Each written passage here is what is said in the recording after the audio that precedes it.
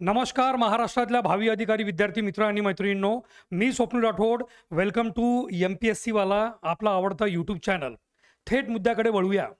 तुम्ही बघू शकता, नेपाळ आपल्या भारताचा शेजारी देश, जो स्ट्रॅटेजिक पॉईंट ऑफ व्ह्यू म्हणजे आपल्याला संरक्षणाच्या दृष्टीने अत्यंत महत्त्वाचा देश आहे.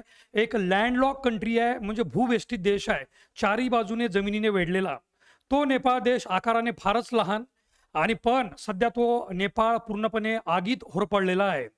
नेपाळचे पंतप्रधान KP शर्मा ओली यांनी तडकाफडकी राजीनामा दिला, ते पण नेपाळच्या सैन्य प्रमुख म्हणजे आर्मी चीफच्या म्हणण्यावरून. नंबर एक, नेपाळचे जे तरुण आहे, कारण ज्यांना जेनझी म्हणतात, जेनझी, ओके, फक्त आणि फक्त या जेनझीमुळे हे हिंसक आंदोलन झालेलं आहे, किंवा या आंदोलनाची दिशा ठरवणारे फक्त आणि फक्त जनरेशन झेड जी तरुण जनता आहे, त्यांनी यूथ अगेन्स्ट करप्शन या म्हणजे करप्शनच्या नावाखाली, पण मेन करप्शनचा हा मुद्दा दुय्यम आहे.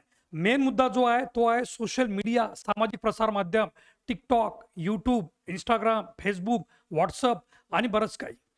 त्यानंतर इथे तुम्ही बघू शकता, या सोशल मीडियावर बॅन आणल्यामुळे इथे नाका हिंसक आंदोलन झालेलं आहे, ज्यामध्ये जवळपास 20 नेपाळी नागरिकांचा मृत्यू झाला आत्तापर्यंत.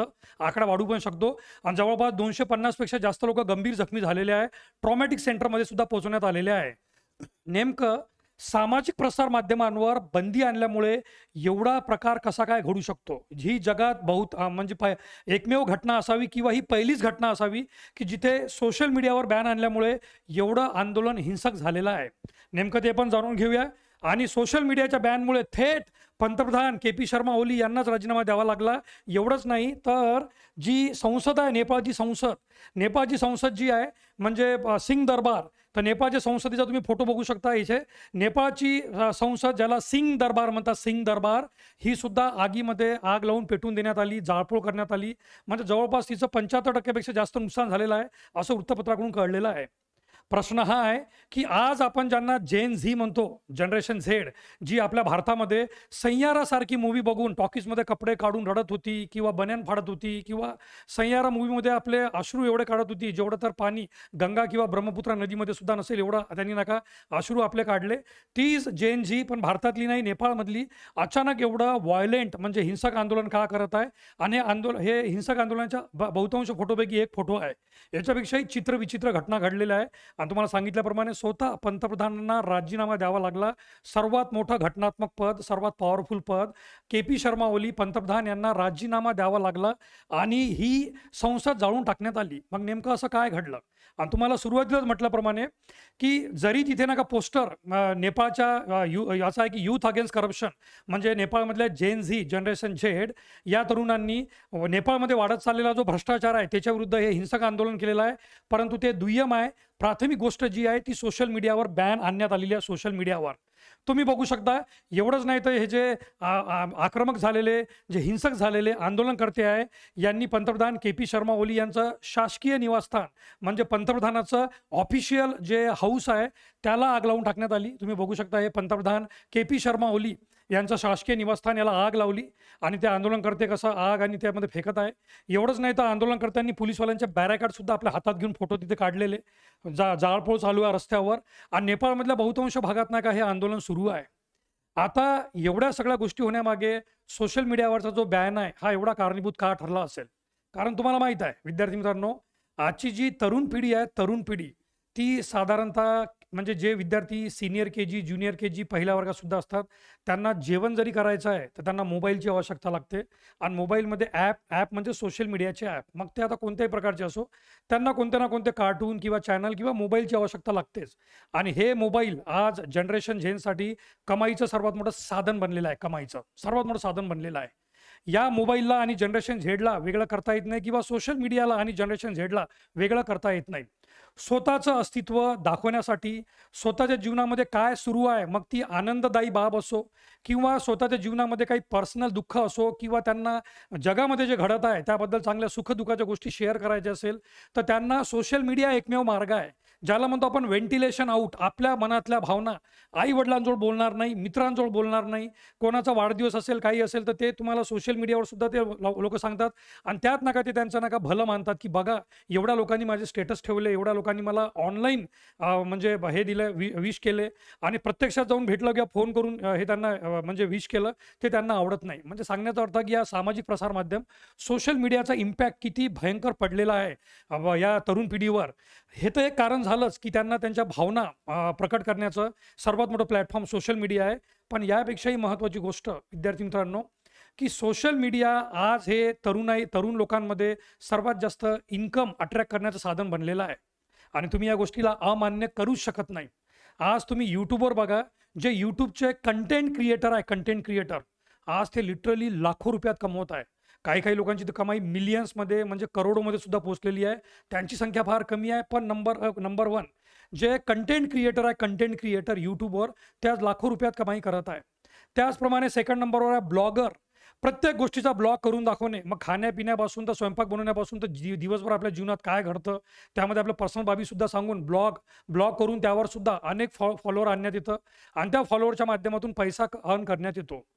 टिकटॉकवर किंवा इंस्टाग्रामवर डान्स व्हिडिओ बनवून, कॉमेडी व्हिडिओ बनवून, सिरियस व्हिडिओ बनवून, वेगवेगळ्या प्रकारची ॲक्टिंग करून त्यामध्ये सुद्धा फॉलोअर आणि लोकांना एकत्र करून त्यामधून सुद्धा भरपूर पैसा कमवण्यात येतो. आणि एवढंच नाही, ही जी तरुणाई आहे जेन झी म्हणजे जनरेशन झेड, यूट्यूबच्या माध्यमातून, फेसबुक, इंस्टाग्रामच्या माध्यमातून, आपल्या व्हिडिओच्या माध्यमातून आपलं टॅलेंट दाखवून त्यामार्फत नका ब्रँड ॲम्बॅसिडर सुद्धा बनलेला आहे. ब्रँड ॲम्बॅसिडर एक काळ असा होता की ब्रँड ॲम्बॅसिडर हे फक्त बॉलिवूडचे ॲक्टर किंवा क्रिकेटर असे लोक राहायचे किंवा म्हणजे साधारणतः सुपर मॉडेल किंवा मॉडेल राहायचे.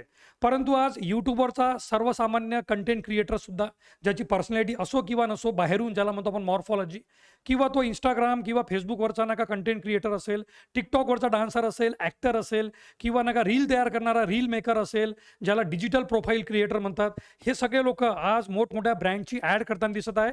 आणि या ब्रँडच्या माध्यमातून सुद्धा ते स्वतःचा ब्रँड तर तयार करत आहे, स्वतःचा ब्रँड, पण सोबत नका पैसा सुद्धा भरपूर कमवत आहे. अनेक लोक ब्लॉग तयार करताना आपल्या गावातल्या किंवा आपल्या जिल्ह्यातल्या किंवा तालुक्यातल्या किंवा राज्यातल्या विविध चांगल्या हेरिटेज साईट्स किंवा धार्मिक स्थळ यांच्यावर ब्लॉग बनवून लोकांना तिकडे आकर्षित करतात, टुरिस्ट लोकांना. यांच्यासोबत त्यांचे टायअप असतात की तुमच्या रीलच्या माध्यमातून किंवा तुमच्या ब्लॉगच्या माध्यमातून जेवढे लोक या धार्मिक स्थळाला भेट द्यायला येत आहे किंवा या जागेला भेट द्यायला येत आहे, तर हॉटेलवाले, टुरिस्ट गाईडवाले यांचे टायअप होतात. म्हणजे प्रत्येक मार्गातून पैसा कमवण्याचा कुठे ना कुठे यांना नका हे सोशल मीडिया प्लॅटफॉर्म आहे. आणि अचानक तुमची सोशल मीडियाची जी नका तुमची पैसे कमवण्याचा सर्वात मोठा प्लॅटफॉर्म आहे तो तुमच्यापासून हिरावून घेण्यात येत आहे. म्हणजे तुमची कमवण्याचं जे साधन आहे तेच तुमच्यापासून घेण्यात येत आहे. म्हणजे रावणापासून सरळ त्यांची लंका घेऊन घेण्यात येत आहे. तर कसं वाटेल, आहे की नाही? तर यामध्ये मी तुम्हाला सुरुवातीला म्हटलं की जो सुरुवातीला चित्र होतं याच्यात की यूथ अगेन्स्ट करप्शन, तर करप्शनचा हा दुय्यम मुद्दा आहे. जो पहिला मुद्दा आहे की स्नॅपचॅट, फेसबुक, इंस्टाग्राम, टेलिग्राम, त्यानंतर स्पॉटिफाय, व्हॉट्सअप आणि हे जे काही तुम्हाला इथे दिसत आहे यावर अनेक तरुणाई लोकांचं म्हणजे ते म्हणतो ना रोजीरोटी, त्यांची नका 2 वेळची कमाई, त्यांचं जीवन नका जगण्याचं जे साधन आहे हे सगळं हेच बनलेलं आहे. मग ते ब्लॉगिंग असो, कंटेंट क्रिएटिंग असो, ब्रँड ॲम्बॅसिडरशिप असो किंवा इतरही कोणत्या बाबी असो, यामध्ये सर्वात महत्त्वाची बाब की त्यांचं नाही का जे इन्कम सोर्स होतं ते कुठे ना कुठे बंद झाल्यासारखं त्यांना वाटत होतं. आणि त्यामुळे अचानक त्यांची नाही का एवढी त्यांची तळपायाची आग मस्तकात गेली की त्यांनी हे सुद्धा विचार केला नाही की हे पंतप्रधानाचं घर आहे किंवा ही आपली संसद आहे. साक्षात संसद म्हणजे जी देशाचं प्रतीक असते, देशाच्या लोकशाहीचं प्रतीक असते संसद, त्या संसदेला सिंग दरबार एवढं चांगलं नाव ते जाळून टाकलं. आणि सर्वात मोठा घटनात्मक पदावरचा व्यक्ती पंतप्रधान, त्याला राजीनामा द्यावा लागला आणि त्याच्या घराला सुद्धा, शासकीय निवासस्थानाला सुद्धा सोडण्यात आलं नाही. तुम्ही हे बघू शकता की कुठे कुठे नेपाळमध्ये या जेन झी म्हणजे तरुणाईंनी आक्रमक नका हिंसक आंदोलन केले. त्यामध्ये गोराही, पोखरा फार मोठा भाग आहे नेपाळमधला, पोखरा, काठमांडू जिथं राजधानीच आहे नेपाळची, त्यानंतर धारण, त्यानंतर बुटवाल आणि भैराहवा, अशा प्रकारे नका या जागी नका हिंसक आंदोलन घडले. जरी या प्रमुख जागा आहे तरी पण ओव्हरऑल आंदोलन जे आहे ते संपूर्ण नेपाळमध्ये पसरलेलं आहे, की ना, संपूर्ण नेपाळमध्ये. पण हे प्रमुख ठिकाण आहे जिथे जिथे आंदोलन हिंसक झालं, त्यामध्ये पोखरा, काठमांडू, बुटवाल, भैराहवा, गोराही आणि धरण या प्रमुख जागा आहे. आणि 4 सप्टेंबरला गव्हर्नमेंटने म्हणजे याच महिन्यामध्ये तुम्ही बघू शकता 3-4 दिवसापूर्वी 4 सप्टेंबरला व्हॉट्सअप, इंस्टाग्राम, एक्स आणि यूट्यूबसह 26 सोशल मीडिया प्लॅटफॉर्म ब्लॉक करण्याचा निर्णय सरकारने घेतला.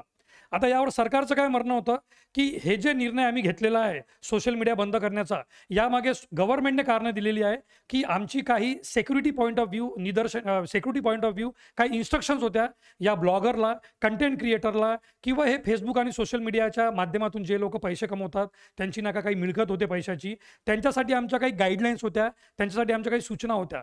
त्या सूचना म्हणजे कोणत्या की जे लोकल ऑथॉरिटी आहे त्या लोकल ऑथॉरिटीसोबत तुम्ही तुमचे चॅनल्स रजिस्टर्ड करा, म्हणजे तिथे नोंदणी करा.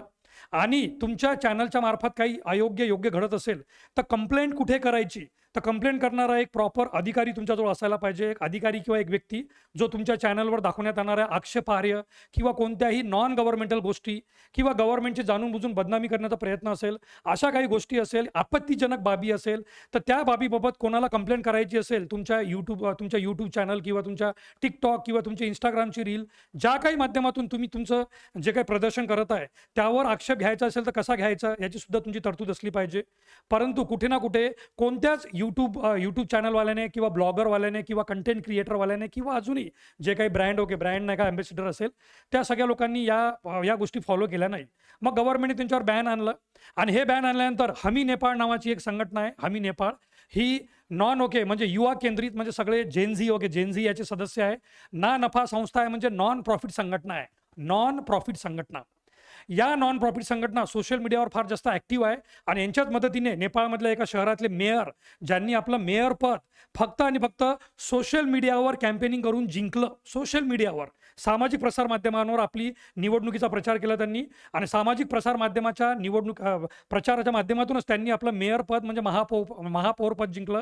तर त्या महापौराने हमी नेपाळ या संघटनेला ती ताकद दिली किंवा ती म्हणजे तो सपोर्ट दिला आणि या हमी नेपाळ संघटना जी 2015 मध्ये स्थापन झाली, यांनी युवा केंद्रित ना नफा संस्थेने या सर्व तरुणांना एकत्रित आणलं की बघा, ज्या सोशल मीडियाने आपली 2 वेळची आपली ज्याला म्हणतो आपण रोजीरोटी, म्हणजे आपलं खाण्यापिण्याचं आपलं मिळकत आहे, आपली ना काय इन्कम आहे, कमवण्याचं साधन, त्यावर गव्हर्नमेंट सरळ कसं बॅन आणत आहे आणि ही गव्हर्नमेंटची हुकुमशाही आहे असं त्यांचं म्हणणं होतं.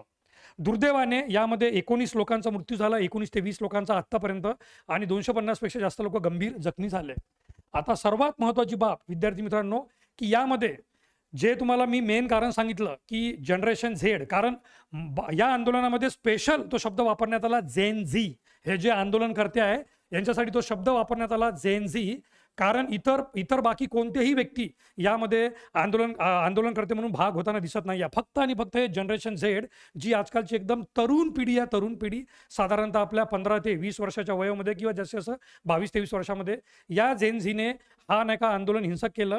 यामध्ये सोशल मीडियावर त्यांची जी इन्कम होती, त्यांची जी मिळकत होती, त्यामुळे त्यांना ते वाईट वाटलंच. परंतु यासोबत त्यांनी कोणकोणते म्हणजे पॉईंट मांडले की ज्यामुळे आम्ही आंदोलन करतोय. आजपासून 2-3 महिन्या अगोदर सुद्धा एक असंच प्रकरण नेपाळमध्ये झालं होतं. त्यावेळेस प्युअर आंदोलन जे झालं होतं ते गव्हर्नमेंट शासकीय अधिकाऱ्यांच्या विरुद्ध झालं होतं. नेपाळमधल्या तरुण लोकांचं म्हणणं होतं की कुठे ना कुठे हे शासन आणि शासनकर्त्यामधले जे राजकीय लोक आहे हे नेपोटिझम चालवत आहे. नेपोटिझम म्हणजे आपल्याच जवळच्या लोकांना विविध गव्हर्नमेंटचे किंवा शासकीय पदे देत आहे. मग ती राजकीय पदं असो, जसं आपल्याकडे सरपंचाचा मुलगा सरपंच, आमदाराचा मुलगाच आमदार, खासदाराचा मुलगा किंवा मुलगीच खासदार, नाही मुलं मुली असेल तर सूनबाई किंवा अजून कोणी. परंतु नेपोटिझम म्हणजे फक्त आणि फक्त आपल्या घरातच ती पाळेमुळे पसरत आहे. इतर कोणत्याही सर्वसामान्य कार्यकर्त्यांना त्याचा काही चान्स भेटत नाही आहे. तीच गोष्ट घराणेशाही, ज्याला म्हणतो आपण राजकीय घराणेशाही, पॉलिटिकल ॲरिस्टोक्रॅसी किंवा पॉलिटिकल मोनार्की, राजकीय घराणेशाही नेपाळमध्ये सुद्धा दिसायला सुरुवात झालेली आहे. हा तरुण लोकांमध्ये राग होताच, त्यामुळे असमानता वाढत आहे. हा सुद्धा दुसरा एक राग. नंबर 3 की जे शासकीय अधिकारी होते ते गव्हर्नमेंटच्या विरुद्ध न बोलता गव्हर्नमेंटची चाटुगिरी करताय, ज्यांना म्हणतो आपण तलवे चाटणं आहे की नाही, तलवे चाटणं. त्या प्रकारे शासकीय अधिकारी हे पूर्णपणे आपल्या राजकीय नेत्यांना इमानदार होऊन त्यांच्याच बोलण्यावर नाही का आपले कार्य करत होते आणि सर्वसामान्य लोकांना त्यांचा फार त्रास होत होता. यामुळे 2017 मधील एअरबस खरेदी करारामुळे राज्य विमान कंपनीला तोटा झाला, हे आंदोलनकर्त्याचं म्हणणं आहे. 2017 मधली गोष्ट जी 2025 मध्ये आता बोलण्यात येत आहे की तुम्ही 2017 मध्ये एक एअरबस विकत घेतली होती, ज्यामुळे नेपाळची जी म्हणजे देशाची स्वतःची जी कंपनी आहे ती गव्हर्नमेंटची कंपनी तोट्यात चाललेली आहे. मर्यादित रोजगार संधी, तरुणांना तिथे अजून रोजगार भेटत नाही आहे आणि या रोजगारामध्ये नेपो बेबीज असा शब्द सध्या नेपाळमध्ये फार जास्त चालू आहे.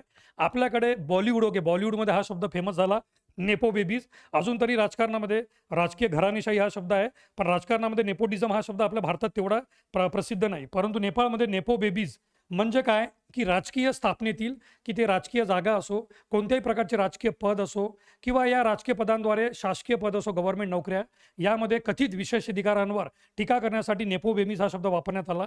आणि या नेपो बेबीजमुळे तिथे असमानतेची धारणा निर्माण झालेली आहे. परंतु तुम्हाला पहिलेच म्हटलं मी, की हे सगळे दुय्यम कारणं आहेत, दुय्यम कारणं. सर्वात महत्त्वाचं कारण जे आहे ते म्हणजे सोशल मीडिया आजच्या जनरेशन झेडसाठी इन्कम कमवण्याचं म्हणजे सर्वात मोठं आर्थिक साधन आहे, ज्यामधून काही लोक लाखो रुपये कमवत आहे, काही काही लोक करोडो रुपये सुद्धा कमवत आहे. परंतु काही लोक ठीकठाक पैसा कमवून कमीत कमी त्यांना तो बेरोजगारपणाचा त्यांना नाही का, म्हणजे जो बेरोजगारपणाची भावना आहे ती त्यांच्या मनात नाही. आपलं टॅलेंट दाखवण्याचं त्यांना एक हे भेटत आहे, आपल्या भावना प्रदर्शित करण्याचा एक प्लॅटफॉर्म आहे आणि त्यातून त्यांना काही ना काही थोडीफार इन्कम येते, ज्यामध्ये ते स्वतःचं आणि स्वतःचं घर चालवून घेऊ शकतात. तर त्यांच्या हातातून त्यांची इन्कमच निघून गेली सरळ सरळ आणि या 26 चॅनलवर ब्लॉक करण्यात आलं. त्यामुळे कुठे ना कुठे या जनरेशन झेडनी हे आंदोलन केलं. आता समोर काय होतं हे बघण्यासारखं आहे आणि त्यापेक्षाही महत्त्वाची गोष्ट, हे वर्ष जे आहे विद्यार्थी मित्रांनो, हे वर्ष कुठे ना कुठे सोशल मीडियासाठी फार खतरनाक ठरलेलं आहे. ऑस्ट्रेलिया हा जगातला पहिला देश बनला ज्यांनी 16 वर्षाखालील विद्यार्थ्यांना किंवा मुलामुलींना, त्यांच्या नागरिकांना, 16 वर्षाखालील तरुणांना मोबाईल पूर्णपणे बंद केलेला आहे, पूर्णपणे वापरण्यास बंद केलेला आहे यामध्ये ऑस्ट्रेलियामध्ये. एवढंच नाही तर आर्टिफिशियल इंटेलिजन्सच्या माध्यमातून जो काही फालतूपणा चालतो या मोबाईलच्या माध्यमातून किंवा सोशल मीडियावर, त्यावर बंदी घालणारा पहिला देश बनलेला आहे ब्रिटन, ज्यामध्ये अनेक तरुण मुलामुलींचे 15 आणि 16 वर्षाखालील मुलामुलींचं लैंगिक शोषणसुद्धा ऑनलाईन होणं सुरू झालं होतं. त्यामुळे नका ब्रिटनने ती बंदी आणली. ऑस्ट्रेलिया आणि ब्रिटन आणि यासारख्या अनेक युरोपियन देशांनी असे कायदे बनवल्यानंतर नेपाळमध्ये मात्र एक सर्वात विचित्र घटना घडली. ती म्हणजे या जनरेशन झेडला आपल्या हातातून त्यांचं इन्कम सोर्स दूर जाताना दिसलं, म्हणून ना काही आंदोलन फार हिंसक बनलं. याला जरी करप्शनच्या म्हणजे गव्हर्नमेंटच्या करप्शनच्या विरुद्धात आंदोलन म्हणण्यात आलं, पण प्राथमिक कारण जे आहे ते सोशल मीडियाचंच आहे. Social media, because of the ban on social media, this generation Z और जेन Zee that cannot be separated from the social media because it is the biggest platform to express their views, most importantly for their income, okay, for their income earning, and that is why.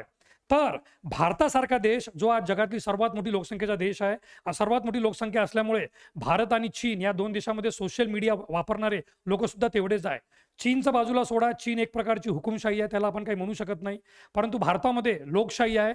तर नेपाळमध्ये ज्या प्रकारचं आंदोलन झालं तशा प्रकारचं आंदोलन भारतामध्ये होऊ शकतं का?